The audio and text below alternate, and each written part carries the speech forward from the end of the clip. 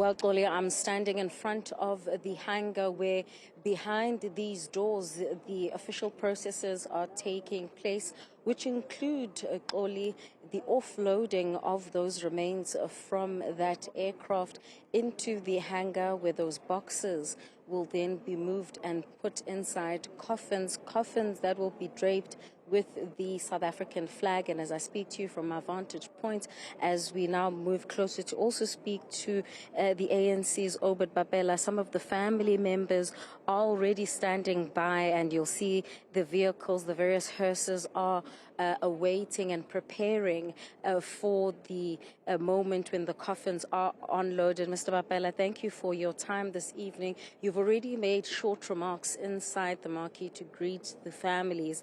But again, one cannot emphasize enough just how significant a moment this is for those who are watching at home, who are in exile, but more importantly for the families that are seated right next to us, as now those remains will be loaded onto these hearses and headed to, Military One. Yes, it's a very monumental, significant moment. Probably those two words describes it. And emotional also for the families.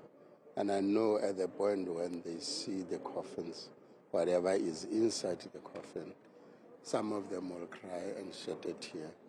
It's really to find solace, and it ought to be allowed because they've waited for so long.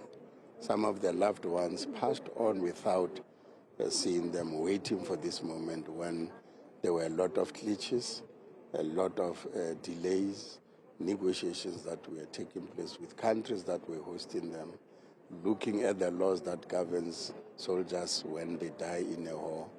There's an international instrument that says they get buried where they die. But South Africans said, no, we want them back home. So we had to go through all those negotiations.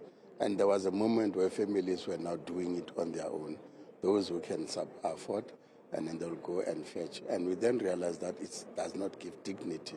So this is the most dignified one that we are doing today, with a number that is coming, a significant number for that.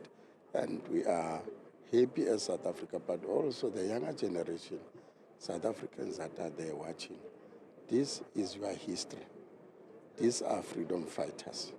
They fought for your liberation, for your freedom that today you are enjoying. Let's not undermine all those efforts by ensuring, therefore, that South Africa becomes a great country, a winning nation, and then by really saying, by welcoming you back home as the remains, not in full person, not as a dead body, but just the bones. It's a significant that they will be given those burials. They were given good burials that were decent in those countries, except those who died in the forest, in the bush, that we still have to go and fetch in Angola. We just hope that we then get to know who are they, and amongst them, obviously, there were those who were journalists, there were those who were advocates like Advocate Manoko, journalist Ted Machikiza. There were just ordinary men and women who then emerged as leaders, both in the ANC and in the PAC. Can we really honor them and respect them? And I know that people are even saying, but it's a costly exercise, but it's worth it. Freedom was not cheap, and therefore this is a significant moment that all of us must unite and really welcome them.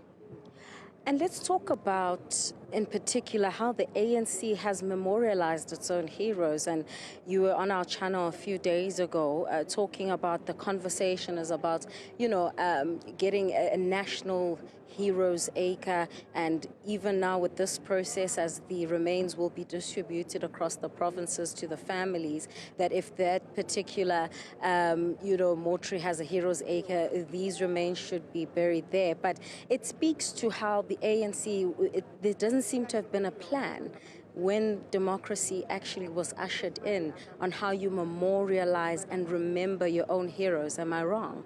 Well, definitely you can see it now. We still don't have a national heroes acre like other countries that went through liberations. And we have discussed it just before COVID that we needed to do so, because as this remains comes, We would really love them to be buried in one common place, but it's not to be. They will go to provinces that have memorials where they come from, Heroes Acres. They will also go to municipalities that they are Heroes Acres. Where there's none, they may end up being buried in those cemeteries. But we hope by the other point when the Heroes Acre is resolved, we will then have to look and relook at the issue. But we'll start with those who are in Angola. I hope by then the Heroes Acre will be there, because that one is going to take us 2 to 3 years to resolve, because they are lying in unmarked graves, and therefore bringing them home, we may not give them to the families.